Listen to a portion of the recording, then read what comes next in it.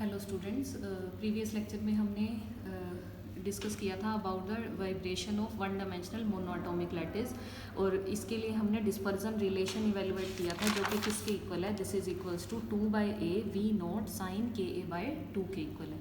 यहाँ a क्या है? a is the inter atomic distance and v not is the velocity of sound and k is the propagation constant. और इस dispersion relation को हमने plot भी किया, तो इसके कोरस्पॉन्डिंग ये प्लॉट किस तरह से है? It contains positive value of sine. Now this is first brilliant zone and this is second brilliant zone and maximum here this on y axis it is the omega. Now we had obtained some important result from this dispersion relation, so in today's lecture we will discuss about the results which were obtained from this dispersion relation. So starting from first in low frequency range, so what is dispersion relation that we had obtained in our previous lecture, and it is equals to omega is equals to 2/a v naught sin ka by 2k. Clear? तो यहाँ से देखिए कि अगर हम evaluate करें यहाँ अगर k ज़ीरो को अप्रोच करे तो उस केस में क्या होगा? साइन के ए बाय 2 क्या करेगा? इट अप्रोचेस टू के ए बाय 2। जैसे कि हम पता है कि अगर साइन थीटा में थीटा एंगल स्मॉल हो तो ये किसको अप्रोच करता है? थीटा को। क्लियर? तो अगर हम यहाँ ये वैल्यू सब्स्टिट्यूट करें तो ओमेगा किसके इक्वल आ जाएगा? 2/a v नॉट इनटू में के ए बाय 2 के। सो 2 से 2 कैंसिल एंड a से a, so omega is equals to v not K equal आ जाएगा। क्लियर? तो यहाँ से देखिए फर्दर कि आपने क्वांटम मैकेनिक्स में फेज वेलोसिटी और ग्रुप वेलोसिटी के बारे में पढ़ा होगा। तो फेज वेलोसिटी क्या है? Phase velocity is defined as the rate of advance of a point of a constant phase along the propagation direction. So phase velocity is defined by omega by K, और अगर हम group velocity देखें then this is the velocity of wave packet and also it is the velocity of energy transmission in a medium, and this group velocity is equals to d omega by dk.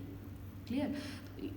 तो इस dispersion relation से अगर हम low frequency range में phase velocity और group velocity evaluate करें तो ये किसके इक्वल होगा? हमने देखा कि अगर k की वैल्यू ज़ीरो को अप्रोच करे तो ओमेगा किसके इक्वल है? v नॉट बाय k के। तो यहाँ से फेज वेलोसिटी किसके इक्वल आ जाएगी? This will be omega by k and is equal to v not. Clear? So which is constant. Now next अगर हम ग्रुप वेलोसिटी इवेल्युएट करें तो ग्रुप वेलोसिटी क्या है? Group velocity is derivative of omega with respect to K. तो हमारे पास omega क्या है? ये वैल्यू, तो यहाँ से इसका डेरिवेटिव कीजिए तो ये क्या आ जाएगा? 2/a v naught cos K A by 2 into में a by 2। Yes, so a by 2 and a।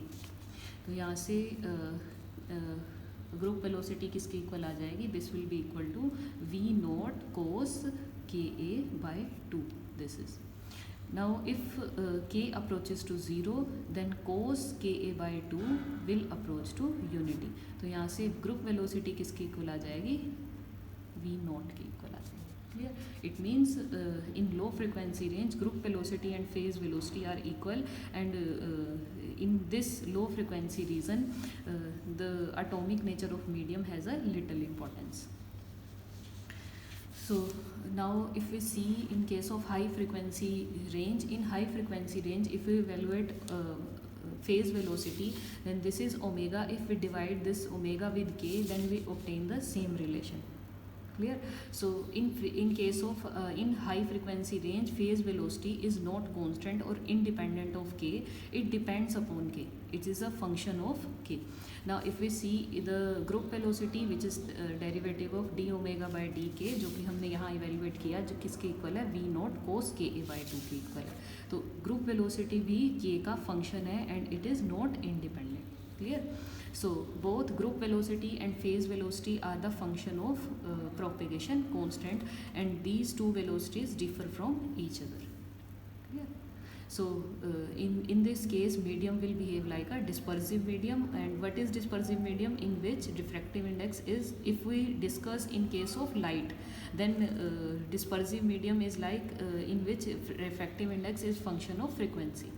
So in same way here, in case of high frequency region in monoatomic lattice, now phase velocity and group velocities are both different and the medium will be dispersive medium. Clear?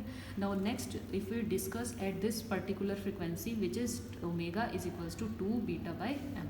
अब यहाँ इस case के लिए देखिए आप, हमने dispersion relation calculate किया था, तो ये किसके इक्वल था, this is omega is equal to 2 beta by M K equal था, और यहाँ से जब हमने बीटा और एम की वैल्यू सब्स्टिट्यूट की थी तो हमने ये डिस्पर्जन रिलेशन इवेलुएट किया था। तो इसी के साथ आप देखिए कि ये डिस्पर्जन रिलेशन इस केस में किसके इक्वल है, this dispersion relation is equals to 2 beta by M under root sine K A by 2 के। तो यहाँ से बीटा बाई एम क्या है, अगर हम इस केस में साइन के ए बाई 2 की वैल्यू यूनिटी ले लें तो ये ओमेगा की वैल्यू क्या होगी, मैक्सिमम वैल्यू होगी। क्लियर? तो इस केस में फ्रिक्वेंसी किसके इक्वल आ जाएगी, this will be equal to 2 beta by M का अंडर रूट। क्लियर? तो यहाँ से देखिए अगर हम फ्रिक्वेंसी किसके इक्वल, अगर फ्रिक्वेंसी किसके इक्वल है, 2 beta by M K equal है, इन that case sign K A by 2 unity के इक्वल होगा।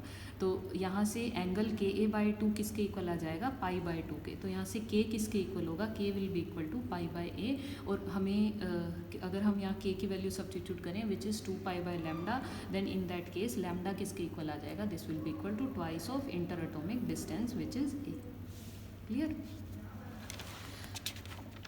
सो यहाँ से देखिए इस केस में ग्रुप वेलोसिटी, अगर हम मैक्सिमम फ्रीक्वेंसी लिमिट की बात करें तो इस केस में ग्रुप वेलोसिटी क्या हो रही है, 0, but phase velocity is equals to 2 V not by pi K equal है। तो आप देखिए ये किस तरह से इवेल्युएट किया कि अब हमारे पास ओमेगा किसकी, हमारे पास ओमेगा किसके इक्वल है, omega is equals to 2 by A V not sine K A by 2 के। तो अब साइन के ए बाई 2 क्या हो जाएगा, यूनिटी हो जाएगा, और यहाँ से ओमेगा किसके इक्वल होगा, this omega will be equal to,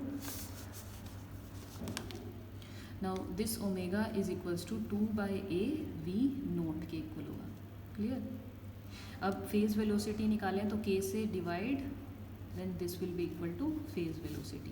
clear? यहाँ 2 बाई ए वी नोट, के क्या है 2 पाई लैम्डा, और लैम्डा हमने इस पर्टिकुलर फ्रिक्वेंसी पे जो इवेलुएट किया वो किसके इक्वल है, lambda is equals to 2a के इक्वल है।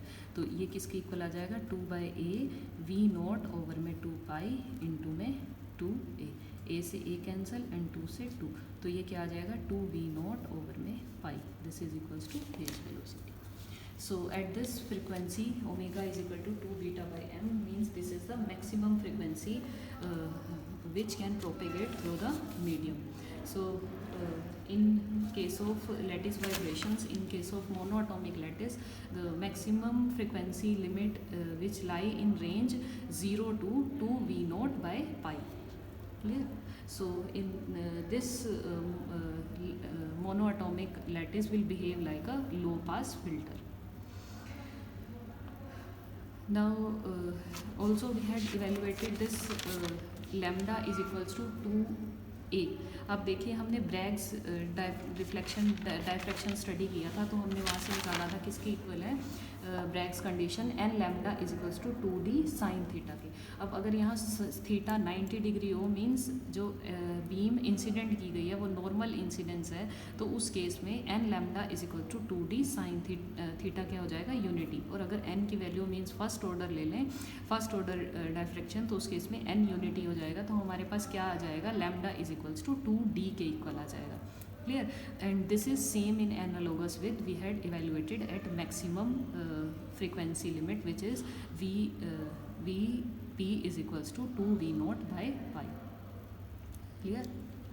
Now next, if we discuss about complete frequency range, then इनकी complete frequency range अगर हमने ये इस ग्राफ को प्लॉट करें जो कि हमने डिस्पर्जन रिलेशन प्लॉट किया था इस तरह से, अगर इस डिस्पर्जन रिलेशन को हम इस तरह प्लॉट करें सभी ब्रिलियन जोन्स में, तो आप देखिए कि यहाँ जो के वैल्यूज़ है सभी रीजन्स में, ये के वैल्यूज़ क्या हैं, डिफरेंट हैं, ये के वैल्यूज़ सेम नहीं है।